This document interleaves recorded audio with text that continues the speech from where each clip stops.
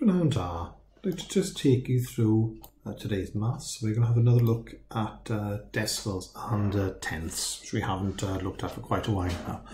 Okay, so first of all, if we look at part A here, it says how many tenths, write how many tenths these displays show. Alright, so first of all, let's just remind ourselves what we've got here.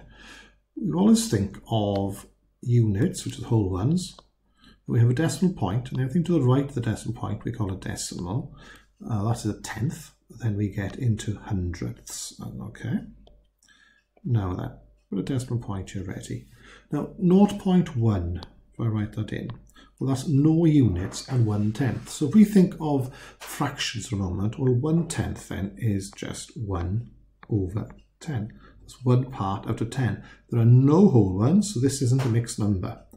If we do another, so let's take, well, what should we have? Right, 0.9 then. Okay, so say we've got 0.9. Again, no units, 9/10, so we would have 9/10, 9/10. So your job on part A is just convert from the decimals into the fractions. If you look at part B, right, these are decimals. We're going the other way. So if I just move this up a little, so just leave that there, I can write it underneath. This time we're going from fractions to decimals. So if I take, let's go for number 7, which is 8/10. So 8/10.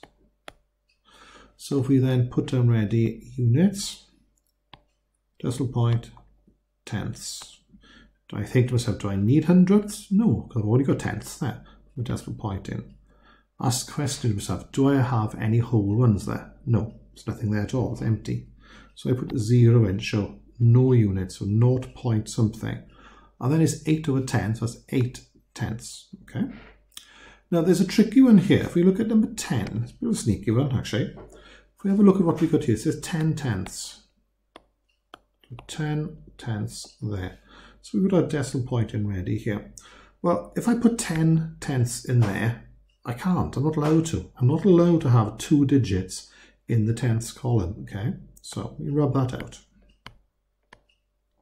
What happens here is I must put my 0 down, and my 10/10, of course, is one whole one. Because if you've got the same number on the top as the bottom of a fraction, that is one whole one. So 10/10 is one whole one, same as 2/2 is one whole one, or 4/4 is one whole one. So 10/10, one whole one. And if you look, it does actually, if we were to take out the decimal point, of course, it would say 10, wouldn't it, right? So be careful of things like that, right? They're there to try to catch you out. Make sure you keep your brain switched on. Right, when we go on to part C, it says write these as decimals. Okay, well, we've done something similar already. So, but this time, if you notice, these are mixed numbers. We've got a number in front of the fraction. So when we put our unit in, there's a pretty good chance we're going to have something underneath the units. And we have tenths, okay? So we just put the decimal point in ready. So let's take number 10 then.